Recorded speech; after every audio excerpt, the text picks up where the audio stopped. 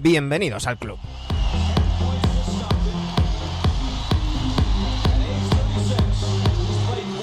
Ya estamos a viernes, no sé si estáis de procesión, si habéis comido carne, pero se supone que estamos en Semana Santa.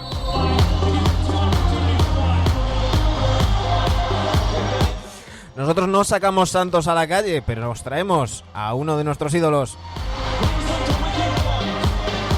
Y es que hoy en este NBA Adictos Confinados, un amigo de la casa y gran referente, Antonio Rodríguez.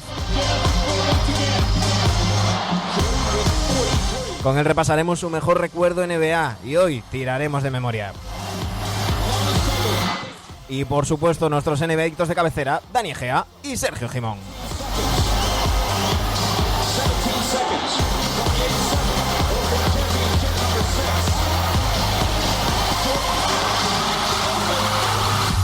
Aquí comienza el capítulo 235 de NBA Adictos Confinados.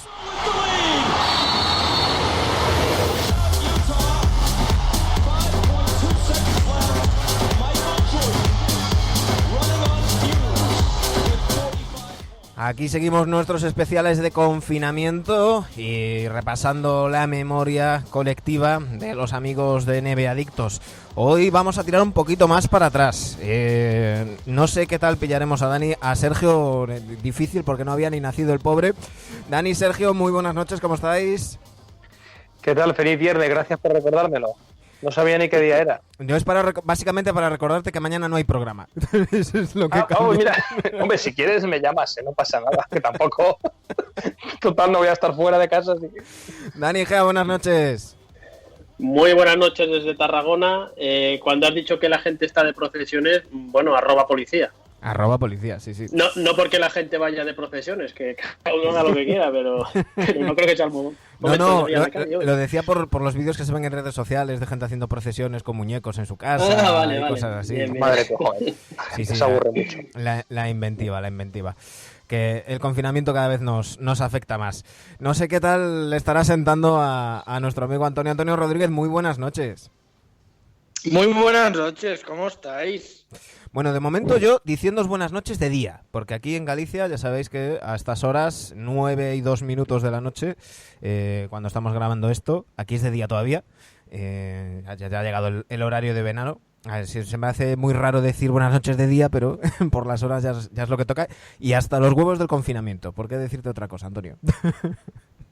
Bueno, pero eso es cuestión de cómo nos mentalicemos y luego, realmente luego también hay que pensar que hay que relativizar un poco todo y bueno, es lo que toca, tampoco estamos tan mal, los supermercados siguen teniendo abastecimiento para todos y comida para todos y hasta nos podemos permitir caprichos de chocolatinas que existen en los supermercados. Bueno, yo qué sé, que hay que tomárselo como lo que es. Bueno, ya sabéis que a todos los amigos que están pasando por este NBA Adictos Confinados se les hace un corona test, el test del coronavirus. Dani Egea, todo tuyo. Antonio, tranquilo, que no buscamos positivos o negativos. Pero sí que quiero preguntarte un poco por el tema del virus. Bueno, ya nos has avanzado de que hay que llevarlo con relatividad, ¿verdad? Hay que relativizarlo todo. Pero allí solemos hacer una pregunta de ¿cómo vas de rollos de papel higiénico en casa? ¿Eres de los que hace 3 semanas bajaste a comprar toneladas de papel o piano? Oye, cuando se necesita bajo, compro y ya está? A ver, es que esto es una circunstancia que me llamó mucho la atención. Lo que pasa que es ¿verdad? A nivel global, por lo tanto, no debiera llamar tanto la atención. Pero yo entre toda la sorna que tenía con la dependienta de la pequeña droguería que tengo en la de casa, luego al día siguiente tuve que bajar y diciendo, mira, nos estábamos metiendo con toda la gente que se había llevado papel higiénico a las puertas y resulta que yo no me quedaba ni un rollo en casa. Pero vamos, y me dice la santa señora, esto es lo que tengo, voy diciendo, pero ¿le pasa algo? Le dice, no, es que solamente tengo esto. Digo, pero si yo con 6 rollos voy a tener para 2 meses. ¿Qué mal me da? No.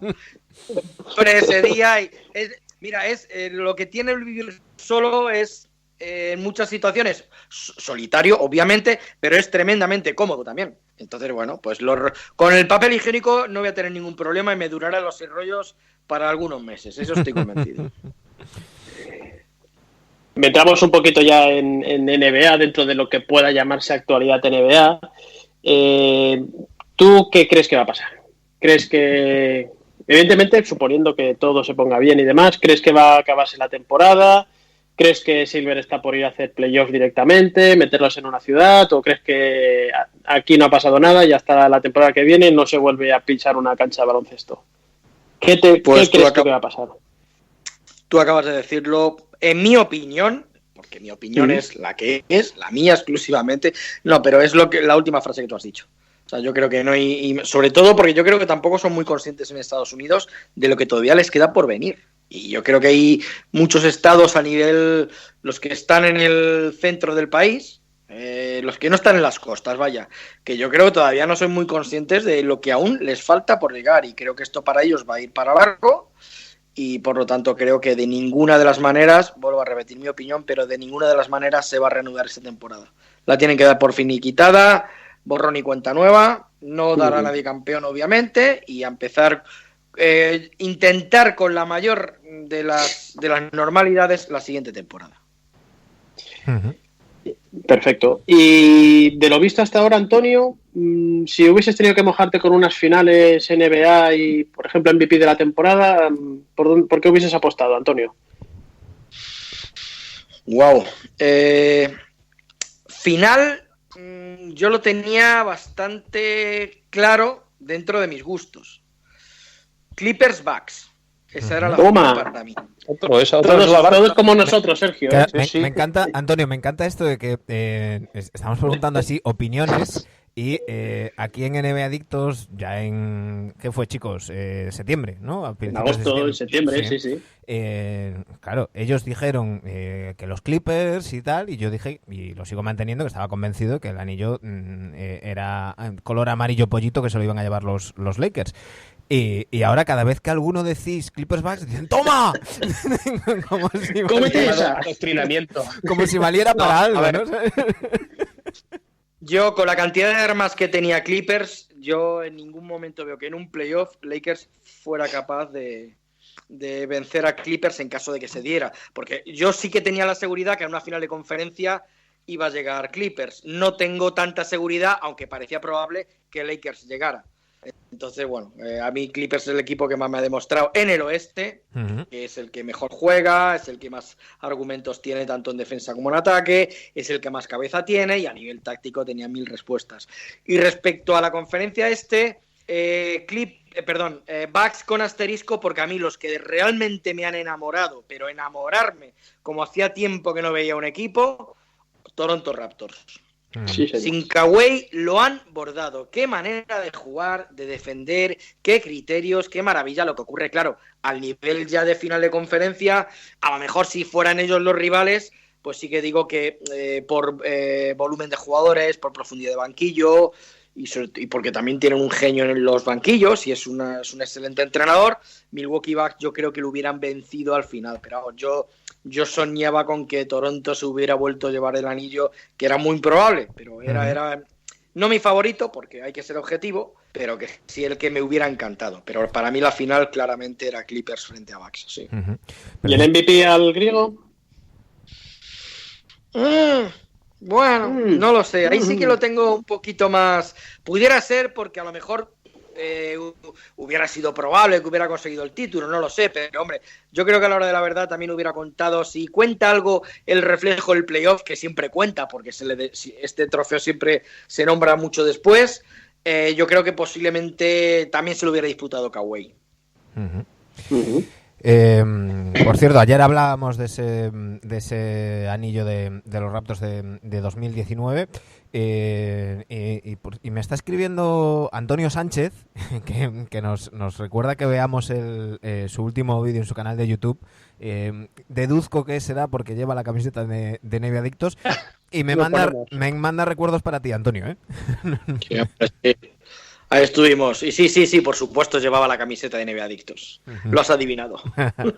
Sí, lo estoy viendo ahora. Muy un bien. especial sobre Petrovic. Sí, tenemos que hacerte llegar la tuya, Antonio. Bueno, eso lo que estaba alrededor de pues, la situación actual, el coronavirus, lo que llevamos de esta temporada. Ahora toca la parte que a mí más me está gustando de estos especiales, que es tirar de memoria. Y además, hoy me hace especial ilusión porque, como te comentaba el otro día por teléfono, Antonio, me sorprende que la gente esté tirando de recuerdos muy, muy, muy recientes. Y a mí me gusta también tirar de atrás y, pues como hoy, irnos a recordar momentos como este.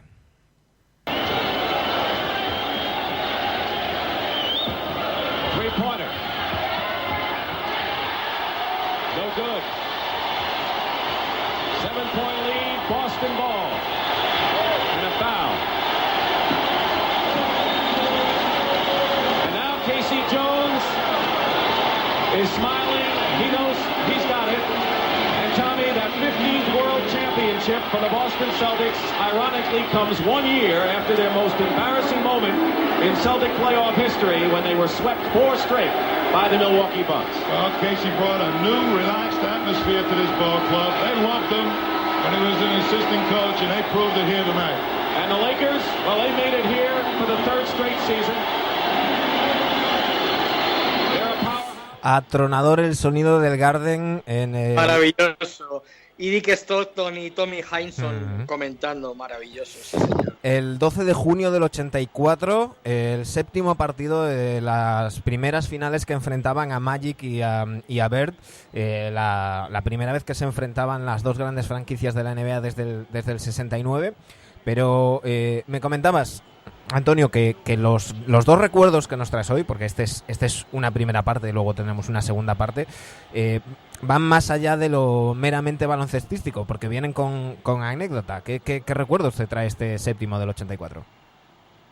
Claro, es que, mira, antes de nada quería matizar que obviamente esto es una cuestión generacional, cuando alguien pide gustos. No siempre ocurre, pero es verdad que es generacional. Y mira, al igual esto me llamó mucho la atención con el dolorosísimo fallecimiento de Kobe Bryant, donde es verdad que alguien comentó por ahí, no recuerdo quién era, y pudiera tener razón, en el sentido de que hay gente que nos dolió, nos impactó, más que doler, porque doler es una muerte, eso no hay otra cosa, pero nos impactó más el SIDA de Magic Johnson, cuando saltó aquella noticia, que el fallecimiento de Kobe, por una cuestión generacional, porque a algunos nos pilló con 21 añitos y ahora nos pilla al borde de los 50 el fallecimiento de Kobe, que es mucho más doloroso, pero claro, ya digamos que tenemos más trecho y somos menos sorpresivos, o con menos capacidad de sorpresa o con menos capacidad de, bueno, lo llevas porque los años es lo que tiene, vale. Pues entonces aquí vamos con esta elección. Esta elección pues es una cuestión generacional. Yo tenía 14 añitos, bueno, sin cumplir 13 añitos, cuando sucede este partido y cuando lo emite Televisión Española. Entonces, lo curioso es que esto pues se anunciaba, porque esto se emitió como 3 semanas después o 4, no, o en julio posiblemente. Me dices que el partido se jugó un 12 de junio. Bueno, pues esto en julio, en los programas veraniegos, cuando no había mucho contenido en Televisión Española, en el Estudio Estadio del domingo por la mañana, que por aquel entonces aún se llamaba Tiempo y Marca, desde el plató dicen, bueno, pues la semana que viene vamos a tener oportunidad de ver el séptimo partido de la final de la NBA entre Boston Celtics y Los Ángeles Lakers. Bueno, pues imaginad lo que suponía para mí, era que yo no tuve ocasión de ver la final del 83, el cuarto partido que emitieron, pues ver por primera vez en mi vida un partido entero de NBA. Yo solamente había visto el resumen de 30 minutos del All-Star Game de ese curso, del 83-84, un resumen de 20 y tantos minutos que se emitió un lunes por la tarde en Estadio 2, casi un mes después, o mes y medio y pico después. Y bueno, pues tuve ocasión de ver por primera vez el Boston Garden, ver a Larry Bird, que solamente lo he visto con la camiseta roja del All-Star de la Conferencia Oeste, verlo con los Celtics, ver a Abdul-Jabbar con el uniforme de los Lakers, a Magic, y bueno, yo confieso que ni sabía que Robert Parrish, cuando le vieron el All-Star, era también de los Celtics, y me llamó la atención verlo en ese partido, no lo sabía. Entonces, el impacto que supone eso para un chaval de 13 años, ver ese partido, por supuesto grabarlo, que ya tenía vídeo en casa, y verlo decenas y decenas y decenas de veces, y además con la particularidad que esto lo narraban Héctor Quiroga, el padre del actual periodista Jorge Quiroga, de NBA, Sí. y Nacho Rodríguez Márquez, que era un comentarista habitual que tenía en Televisión Española.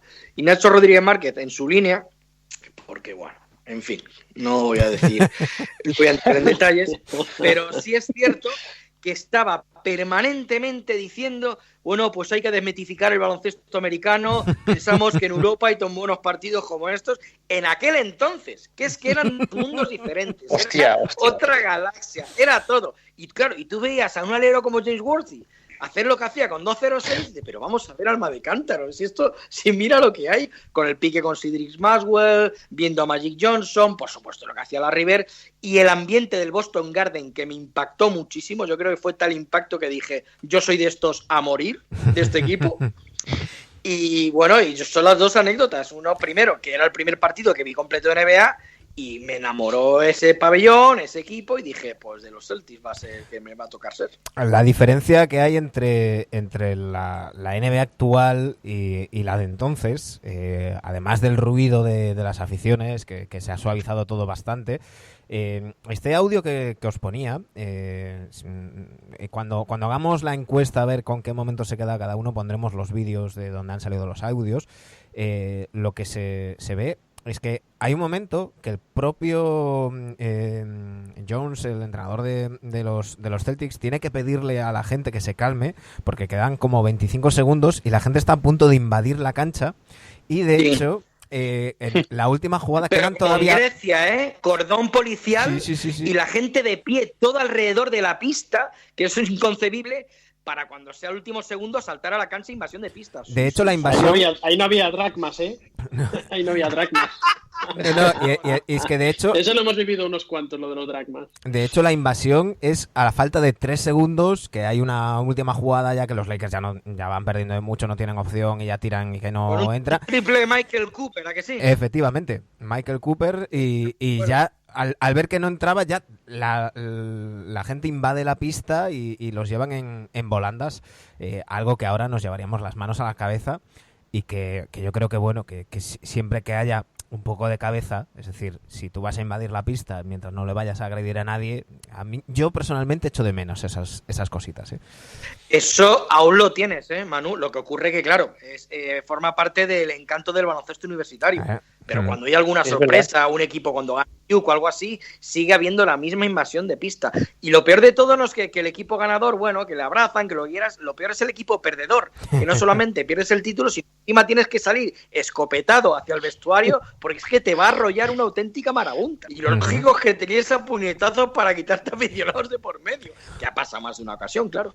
Por cierto, off topic, recomiendo que escuchéis el podcast de Zach Lowe con Pau Gasol, una anécdota que yo desconocía, contando que en el anillo 2008, al salir del Garden en el autobús de los Lakers, la afición de los Lakers rodeó el autobús, les empezaron a burlar de ellos, y contaba Pau Gasol que varios queríamos bajar y algunos nos tuvieron que parar y al final conseguimos sacar el autobús, ¿no? Debió de ser curiosa, no conocía yo esa anécdota Boston, sí. Boston tiene que ser una ciudad peculiar. Ya viste los documentales estos del duelo Lakers-Celtics, que ya hasta les esperaban en el aeropuerto para increparles e insultarles. Debe ser peculiar esa ciudad, sí. Sí, yo luego lo comentaré, que yo estuve de vacaciones y en el Garden precisamente. Y bueno, lo que se respira en esa ciudad no es solo baloncesto, es deporte en general, porque con el tema de Patriots, el tema de Red Sox, el béisbol también está muy involucrado en esa ciudad, pero tuve la ocasión de precisamente ver un Celtics Knicks, y bueno, sí que es el TD Garden, que es un campo diferente del antiguo, pero ves a las clásicas familias de 60 años que van allí al campo y se comportan pues un poco a la europea, y sí que destila mucho esa diferenciación que hay siempre entre la costa este y la costa oeste, ¿verdad?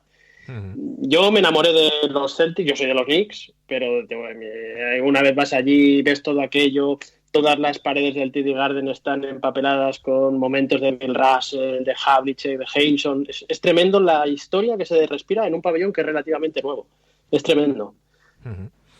Unas finales que además fueron la primera entrega de, por fin, esa rivalidad directa, porque hay que recordar que tanto Bird como Magic llegan a la liga en el 79, van teniendo sus piques. Bird es rookie del año, pero Magic gana el anillo, van jugando playoffs y llegando lejos, pero sin llegar a enfrentarse. Y esta es la primera final de las que les enfrentaron en los 80, que hicieron esa década tan mítica, reviviendo esa rivalidad de los 60, Antonio. Sí, es curioso como una década que empezó, bueno, de aquella manera, porque es verdad, siempre se ha hablado de cómo estaba la NBA, que aquella final del 80 que ganó, la primera que ganó Magic Johnson, no se televisó ni en directo los partidos, que bueno, que era de... Pues es verdad que cuando lo tomó David Stern la cosa cambió, pero vamos, de un día para otro. Entonces, es cierto que todo aquello y luego una sucesión de jugadores que fueron llegando, al igual que la NBA, tiene un momento glorioso, absoluto, que es a inicios de los 60, porque de repente aparecen jugadores que parecía que se habían saltado 2 décadas, que estaban 2 décadas por delante de todos, cuando llega Oscar Robertson, cuando llega Jerry West, cuando llega, no sé quién más había por aquí en aquel episodio, llega John Havlicek, cuando llega pues Jerry Lucas, o sea, son jugadores que dieron un salto cualitativo de 20 años al baloncesto. Y esos 60 fueron maravillosos, pues hay que reconocer que los 80 igual. De repente aparecen unos jugadores y una generación a partir del 82, 83, con Dominic, pues, los que sabemos, los Dominic Wilkins, los Akin Olajuwon, los Pat Ewing, los, bueno, más adelante luego ya David Robinson, aparece una sucesión de hombres y jugadores, John Stockton, Karl Malone, que eso, claro, que afloran en la NBA y lo convirtieron en una década, pues, muy, muy recordada y por algo será. Sergio. Yo he visto que los Celtics siempre habían ganado a los Lakers en cualquier final que se han enfrentado. Sí. Y eso no lo sabía, por ejemplo. Sí, de hecho... Mucha rivalidad, pero luego siempre les pintaban la cara. Sí, de hecho, entonces. De hecho vamos a hacer un pequeño spoiler, pero es que al año siguiente... Hasta el año siguiente, claro. Al año siguiente, claro. Es lo que... De hecho, no, lo que no había... Sí, perdón. No iba a decir, perdonar. De hecho, es muy curioso el hecho que las dos finales empezaron diametralmente. Si estamos hablando del 84, ya habéis hecho spoiler con el 85, las dos finales empezaron diametralmente opuestas a su resultado final. Quiero decir, en esta del 84, resulta que el primer partido lo gana Lakers en el Garden. Y faena. Bueno, vale. El segundo partido, que lo tenía absolutamente perdido Boston, pero totalmente perdido con ese robo de Gerald Henderson, se obró el milagro, se llegó a la prórroga y se empató a 1. El tercer partido fue un paseo y una barrida de Lakers enorme. O sea, que esa final pudiera haber empezado 3-0 perfectamente para Lakers, o 0-3 en este caso. Y bueno, y fue 2-1. Y luego, sin embargo, ganó Lakers. Y de la segunda hablaremos ahora. Año, de la segunda hablaremos ahora, que vamos a poner el... No quiero adelantar más. El segundo año pasó otra cosa diferente, que ahora hablaremos. Vamos ahora... Pasó otra cosa pese al recuerdo, ¿eh? Vamos a enlazar con el recuerdo, matizando una cosa. En este año 1984 es el último, hasta el siguiente cambio, que las finales tenían el formato 2-2-1-1-1. Porque después de estas finales, Red Auerbach, mítico entrenador, en aquel momento general manager, Dios todopoderoso en Boston, habló con David Stern, le apretó bien las tuercas y le dijo, no, mira, es que a mí lo de viajar, pues que me cansa mucho, son demasiados viajes, es mejor el formato 2-3-2. A partir de ahí hay mucha literatura. Hay quien dice que si lo hacía porque para jugar con la ventaja de campo o no, porque claro, en un formato 2-3-2, como robes uno, si no tienes la ventaja de campo, como robes el primero, la ventaja después de tener 3 en tu casa es muy, muy potente, ¿no? Pero bueno, Antonio, no sé si tú tienes datos de qué pasó entre Red Auerbach y David Stern para que hubiera ese cambio. No, de hecho lo que tú dices, ahí hay mucho misticismo, no tengo claro que fuera una cosa de esas, porque lo que sí te digo, que después de la final del 85, los mayores críticos con el formato 2-3-2 fueron los propios Celtics, también te lo digo. Entonces, ¿hasta qué punto hay Red Auerbach previamente dijo a David Stern o le aconsejara cualquier cosa. Eso lo desconocía por completo. El verano pasado leí una biografía de Red Auerbach y lo que decían es, lo que pasa es que claro, una biografía hecha por un fan, entonces no sé si le daba más mérito de que él realmente tenía o no, esto hay que filtrar siempre, ¿no?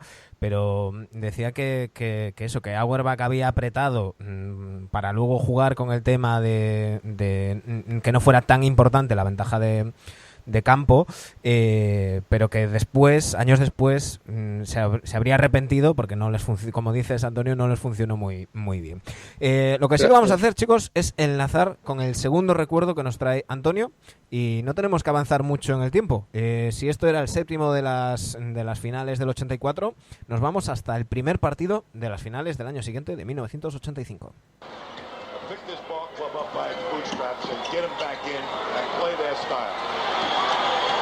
You'll hear the cheers. Standing ovation as the clock winds down for the Celtics. Rambis will foul Maxwell first. And there's an indication right there that the Lakers were not going to let the Celtics run that clock down so easy. They don't give up.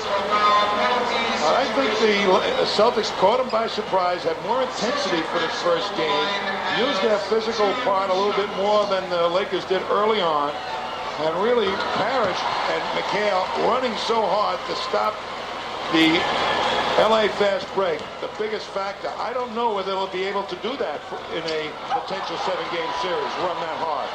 Celtics par going in. 5 seconds.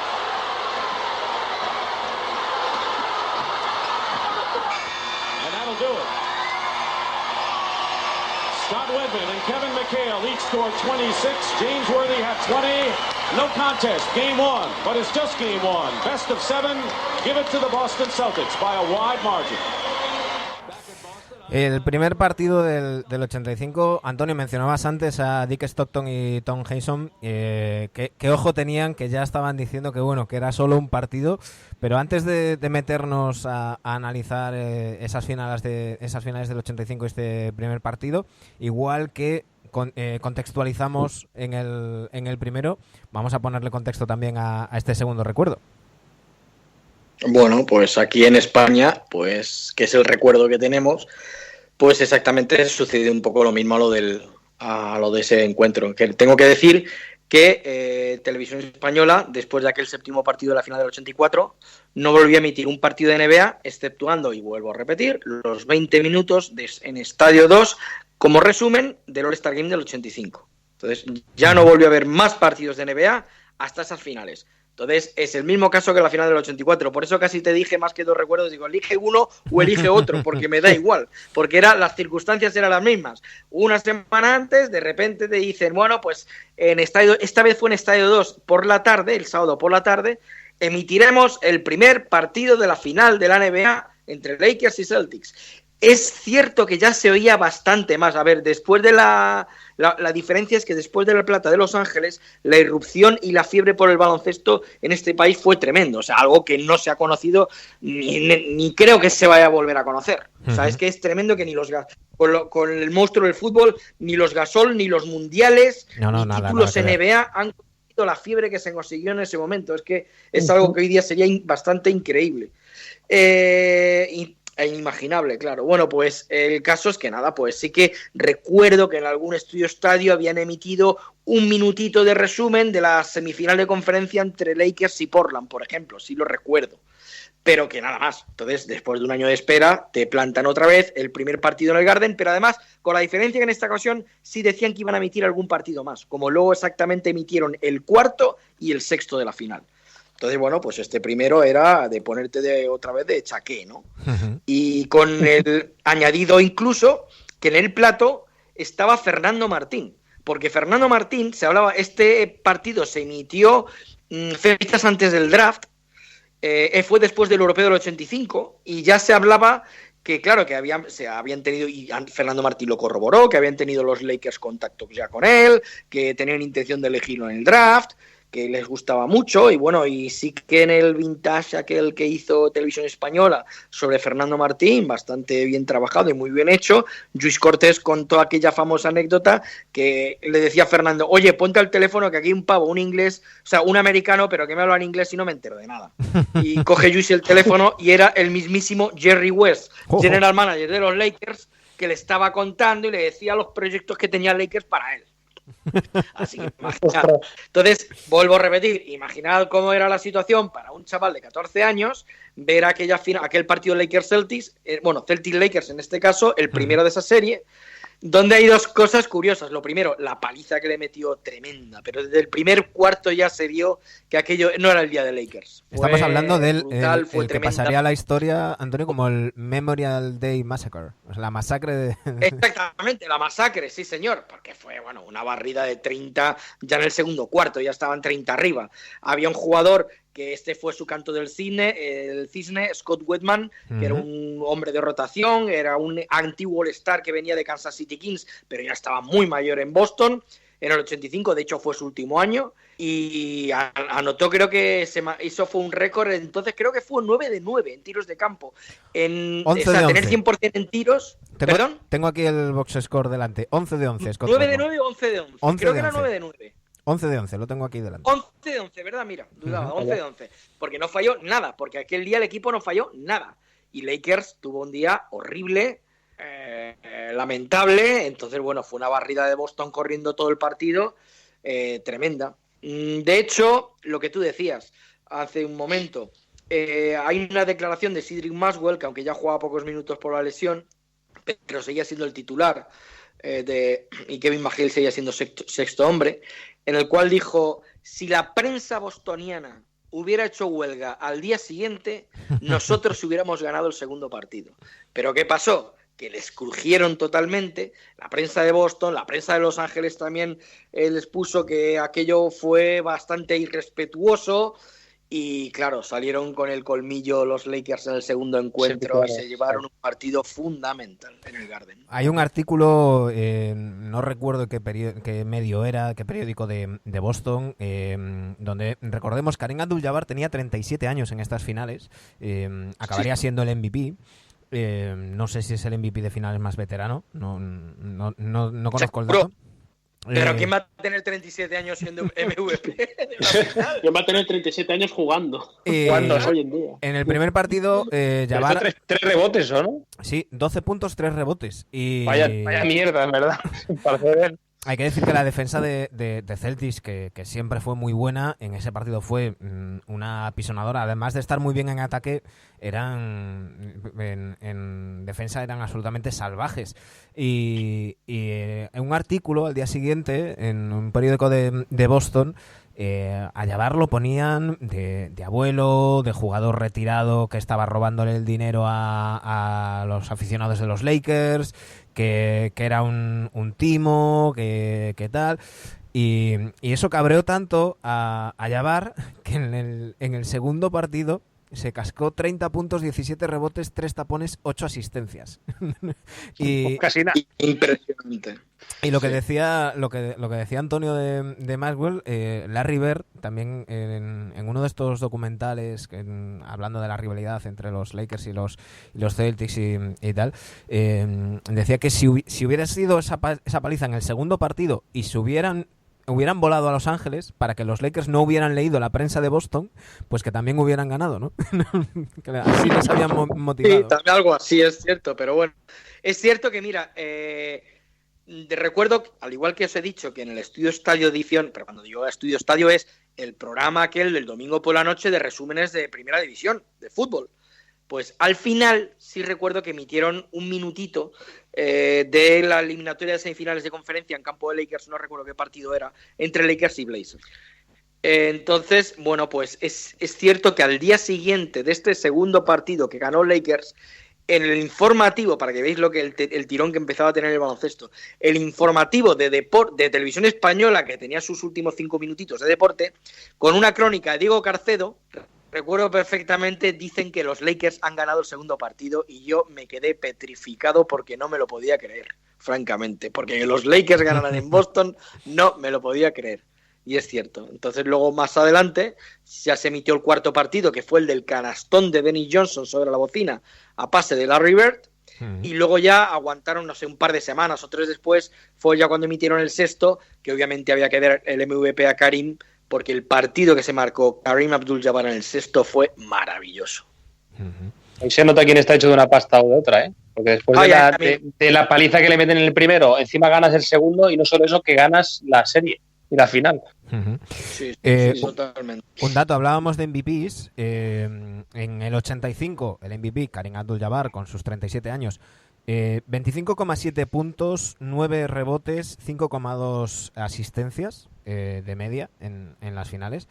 Pero es que en 1984, que antes no lo dijimos, Larry Bird, MVP, con 27,4 puntos, 14 rebotes, 3,6 asistencias. Y claro, lo que nos desdibuja un poco la memoria, Antonio, hay mucha gente, sobre todo la gente más joven, que no ha visto jugar a Bird y ha visto a lo mejor 3 highlights y no se ha visto un partido entero, que tiene una imagen de él pues como si fuera un Reggie Miller o un Ray Allen, un Curry, un triplista. Chicos, ¿sabéis cuántos triples tira y cuántos triples mete Larry Bird en las finales del 84 para promediar 27,4 puntos?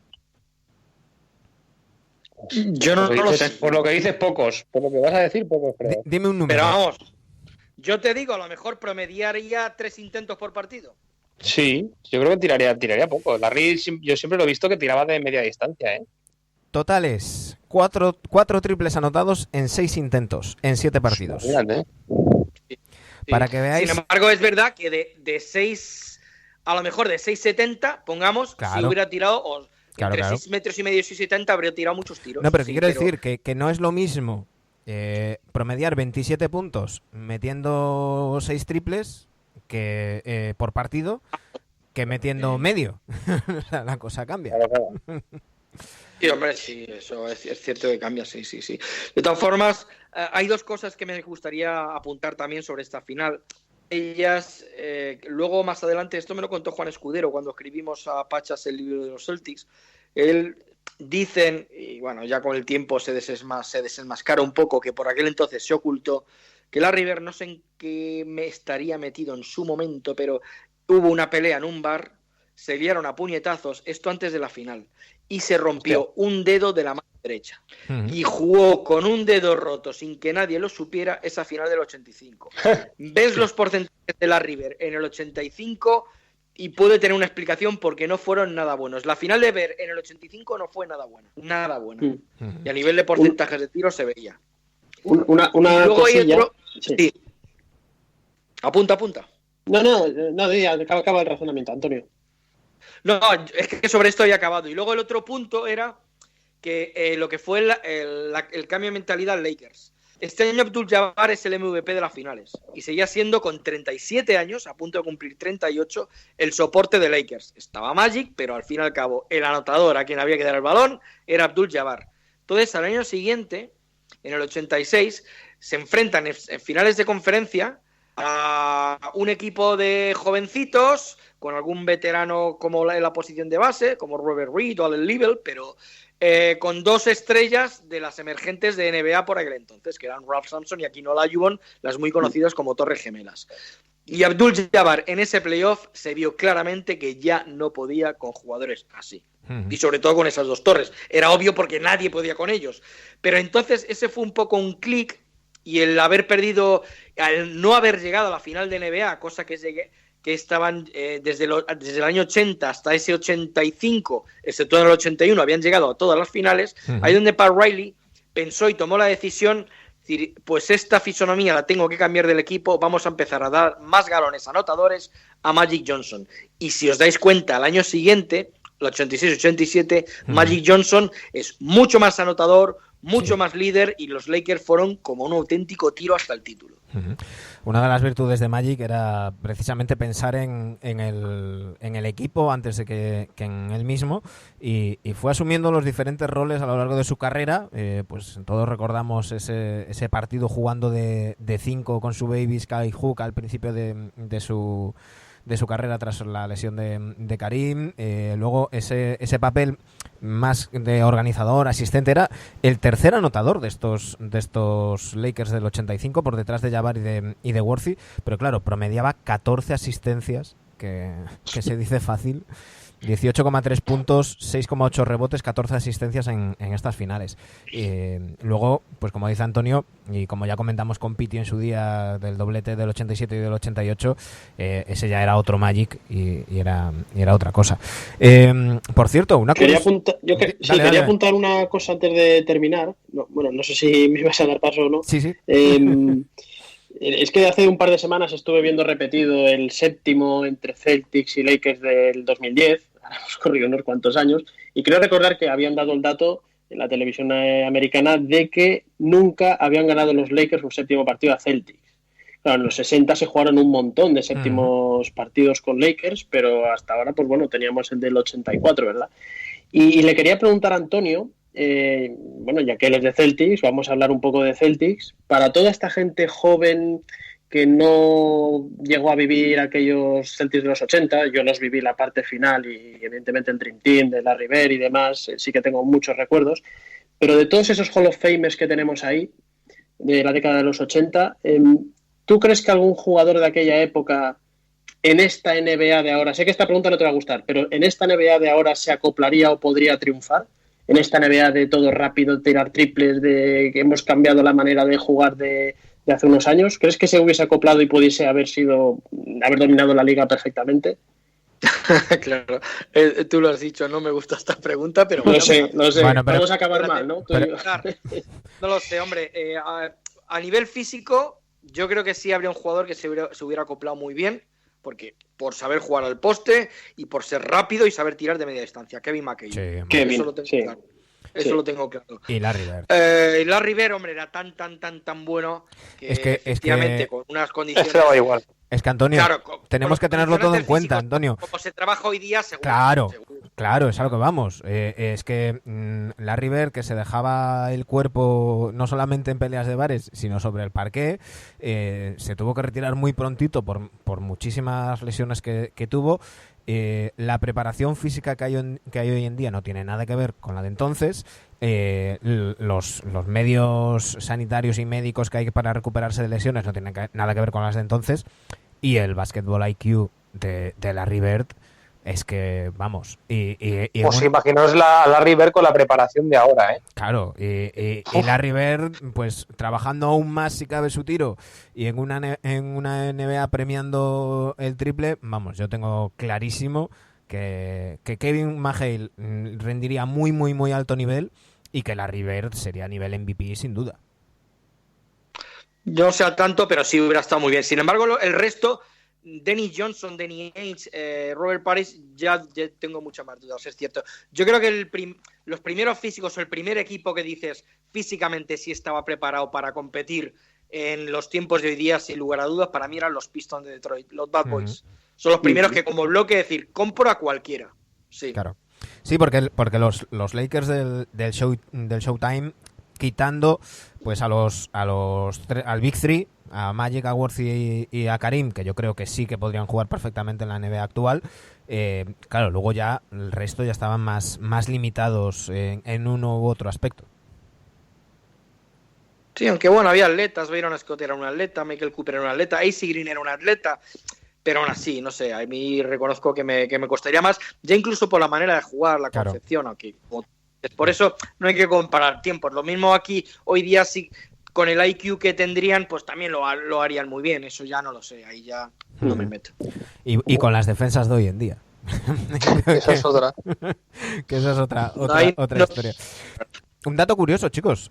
No sé si sabíais que estas finales del 85 es la última vez que oficialmente la NBA emplea el título de campeones del mundo para los campeones de la NBA, aunque se siguió diciendo y hasta hace recientemente poco los equipos que ganaban se autoproclamaban World Champions y demás. Oficialmente, el 1985 es el último año que la NBA da como título de campeones del mundo. A partir del 86 es campeones de la NBA.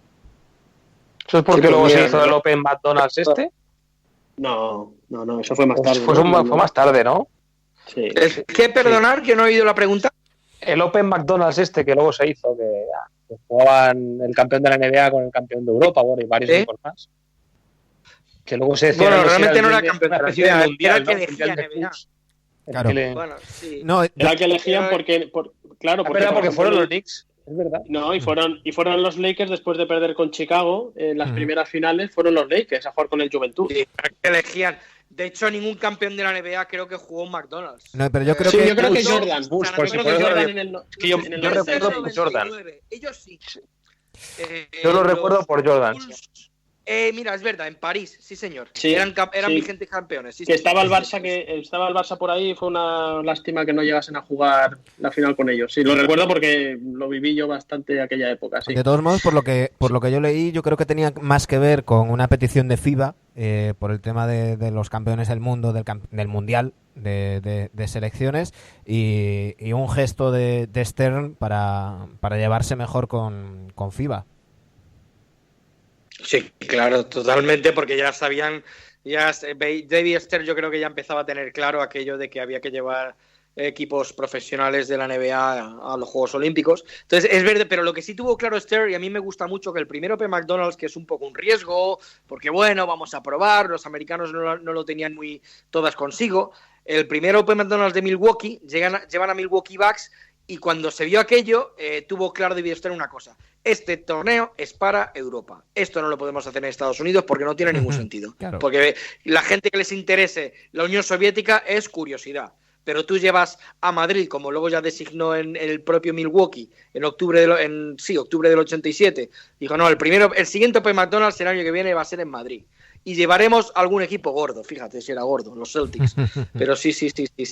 Y otro apunte que me dejé en el tintero cuando hablaba, no sé si ha sido Dani, quien ha dicho lo del séptimo partido que nunca habían ganado. ¿Has sido tú o ha sido Sergio? Sí, no, Dani ha sido, sí.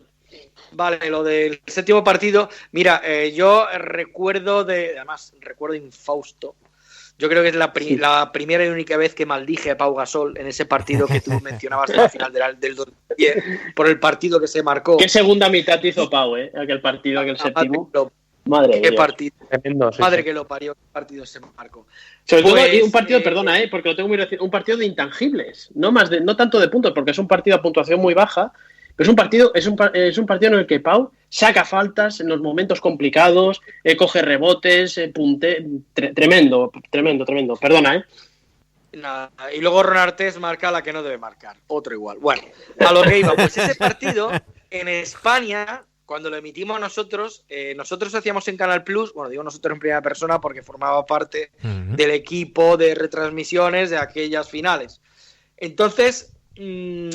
recuerdo que invitamos ese día a Joan Plaza, al séptimo partido, que el tío luego estuvo con nosotros viendo todo el partido, se fue de la tele a las 7 de la mañana, y recuerdo que había una previa de una hora, como siempre ha habido en estas finales, que las presentaba Jero y las presentaba Iñaki Cano, y yo tenía una sección histórica, yo salía con el video wall y hacía una presentación de un tema, y hablaba precisamente de eso, de los séptimos partidos que nunca habían ganado los Lakers.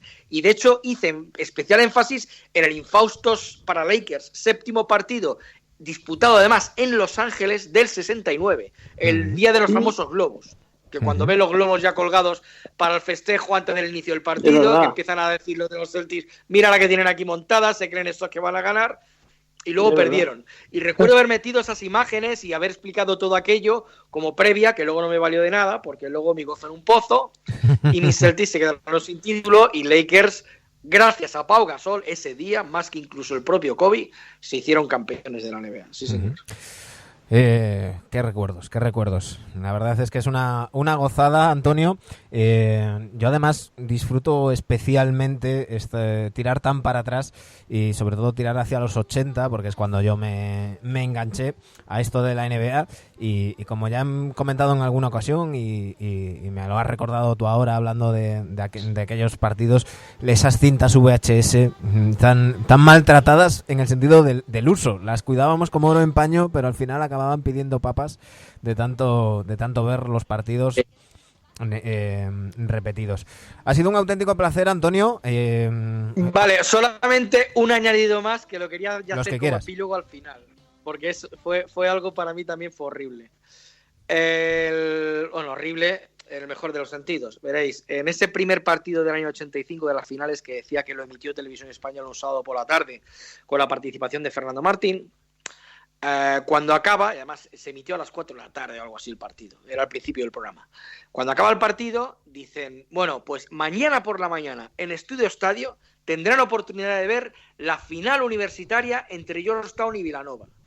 Yo era un enamorado del baloncesto universitario ya desde entonces. Y yo había leído en la Nuevo Basket que lo que llamaban de esa final universitaria el partido perfecto.